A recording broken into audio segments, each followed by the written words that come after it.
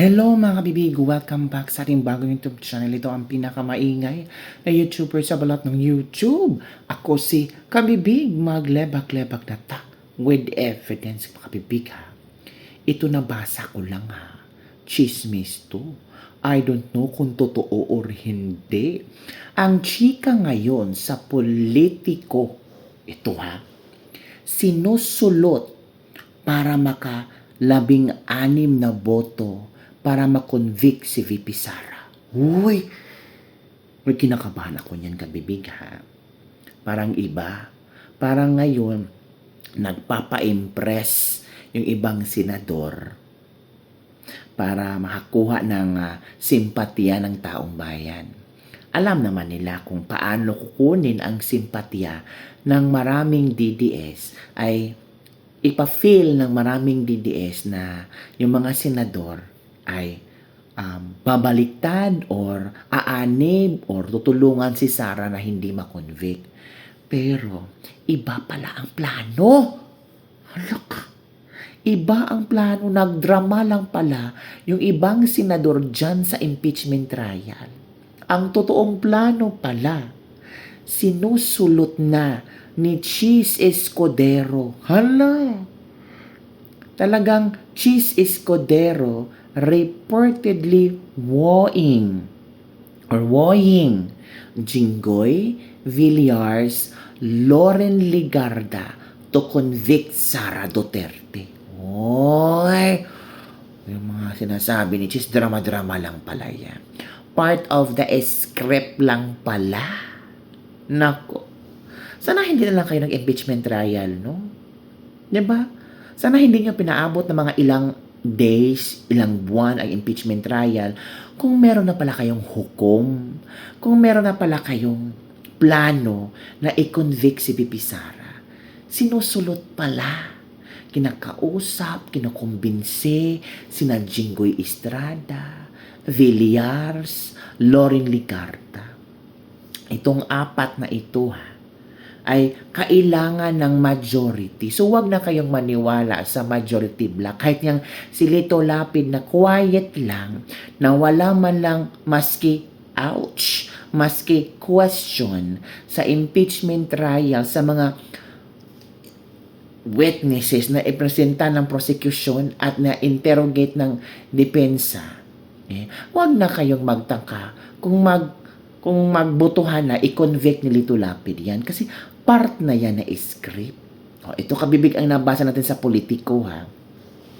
The horse trading for VP Sara Duterte's conviction has reportedly begun even with her impeachment trial barely out of the starting gate. The Senate Impeachment Court is only on day 16 of the trial calendar that could stretch to 92 days. Dapat lang sana 16 days, pero na-stretch to 92 days. But Scoopers told Politico that efforts are allegedly underway to lock in the 16 votes needed to convict Duterte. Hala, ginagapang na ang mga senador. Kaya pala trending na trending si Loren Ligarda at ang kanyang anak na tila pinaiimbestigahan. Kaya pala yan si Jinggoy pinakulong at posibleng makakalaya si Jinggoy. Naku po.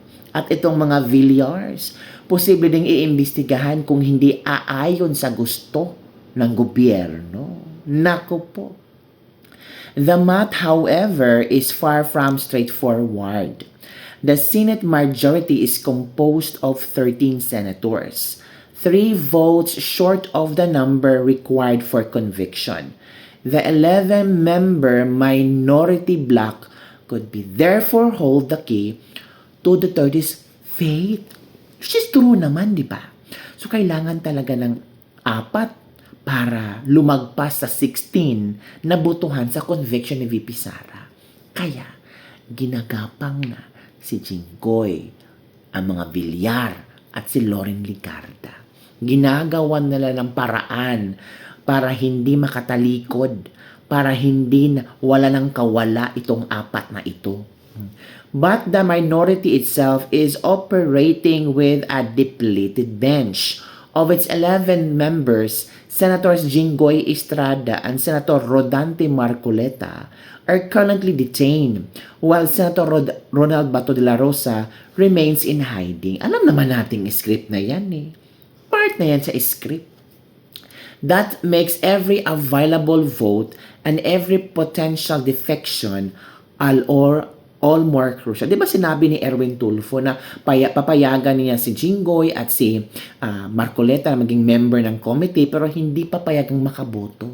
Oh, alam na this. Si Erwin na ang naglaglag sa plano. Di ba? So wag yun na kaming uto-utuin. Di ba? At center of supposed number games is Senate Impeachment Court Presiding Officer Chis Escudero, who is reportedly trying to persuade Estrada to vote for Duterte's conviction. Hala ka. Even when Jinggoy's current predicament, don't be surprised if he abandons Sara and votes to convict. Hala, pwedeng mangyari yan.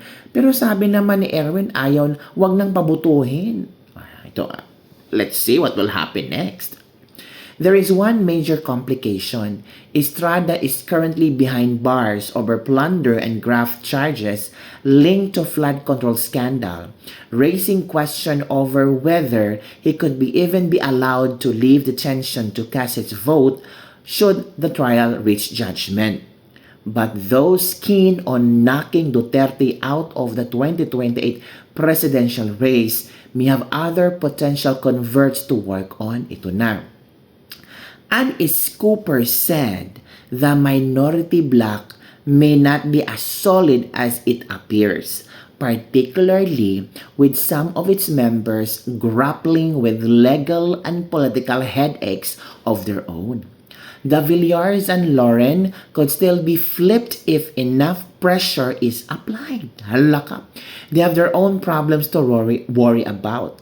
Senator Mark and Camille Villar are facing complaints involving alleged market manipulation, insider trading, and misleading disclosures over Villar land stemming from companies' reported 1.3 trillion asset valuation for 2024. Senator Lauren Legarda, meanwhile, is under investigation by the Office of the Ombudsman along with her son, Batangas Representative Leandro Liviste, over graft and plunder complaints involving roughly 10 billion to 10.44 billion in solar energy projects and alleged franchise violations tied to solar para sa bayan. And if legal fails to move enough votes, Scooper's claim there could also be a billion peso carrot waiting on the other side. Naku, bayaran. Ay, kawawa ang mga Pilipino kung mangyayari ito, no? One senator, according to Dan Scooper, has supposedly made clear that the decision could come down to a simple arithmetic and the right incentive. Yun. Dapat may right incentive. Hindi naman pwedeng bumoto lang kami na walang kapalit. Halaka. So anong ibig sabihin nito? Pinaglalaroan lang nila ang emosyon ng taong bayan, ang panonood ng taong bayan. Kasi pilit nilang sinisiraan si BP Sara pero wala pa ring epek eh. Kahit sino pang witness pinapaupo nila dyan, at the end of the day, ang mga tao hindi naniwala. Mas nakikita ng mga tao ang totoong istorya ng confidential funds ni VP Sara. At doon ang hindi nila kayang baguhin. For example, ma-convict si VP Sara, marami pa namang pagpipilian. May pulong, may basti, diba? O, sabi dito, one senator, according to an Scooper, has supposedly made clear that the decision could come down to simple arithmetic lang and the right incentive. Pera-pera lang. One senator reportedly asked Cheese how many votes they already have. If the count reaches 15, the senator is ready to become the 16th vote against Sarah. Hala! Well, with the trial still far from the finish line, the testimony inside the impeachment court may only be half the battle. The other fight, it seems, is ready over who gets to 16 first. Hala? Meron palang isang senador na kinausap si Cheese kung totoo man ito na, Cheese, 15 na ba kayo? So, kung 15 na kayo, number 16 na lang ako. Hala! Basta may right incentives. Naku, kapipi. Yun ang sinasabi natin. Kaya wag na tayong magpa-apekto sa impeachment na yan. Kasi alam naman natin na iko-convict na si BP Sara. Alam naman natin na kahit alam sa puso at isip nila na inosente si BP Sara, iko-convict nila. Kasi yun ang utos sa taas. Yun ang gustong mangyari sa taas. Kasi kung si VP Sara makakalusot sa 2028, silang lahat lagot. So, yung mga konsensya nila, yung pride nila, nilonok para sa kanilang sariling kapakanan. So, sino ang kawawa? Sino ang talo? Ang taong bayan. Tayo. Tayo ang talo. Kasi hinayaan lang natin na maging ganito ang Pilipinas. Parang umupo lang tayo, manood sa kanila. They're enjoying the best of their lives. They're enjoying the people's money. Basta okay lang ang incentive. Boboto ako. I-convict si Sara. Hala ka. Yun na nga, kabibi. Ano ang inyong reaction hinggil dito? Itong, ginagapangan ni Cheese, sina Jinggoy, ang dalawang Villar, at si Loren Ligarda. Tapos may isa pa daw senador na nag-ask kay Cheese, kumusta na Cheese? 15 na ba kayo? Sure na yung 15 na yan. Kasi kung 15 na kayo, ako yung pang 16. Basta klaro lang ang incentive. Oh my God. Oh my goodness. And if the legal stick fails to move enough votes, is Cooper claimed there could also be a billion peso court. Kaya pala, ang 2027,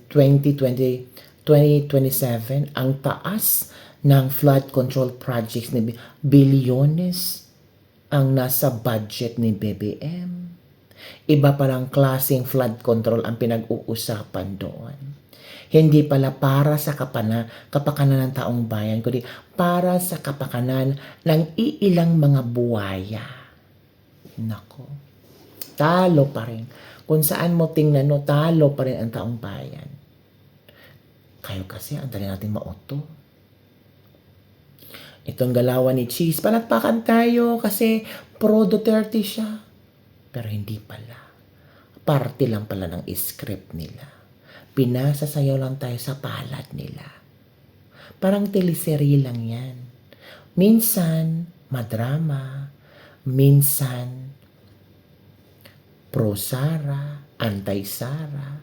Pero, templado na pala lahat. Oo. Nag-ano na pala, nag-deal or no deal na pala. So, sana hindi mangyayari yan, kabibino.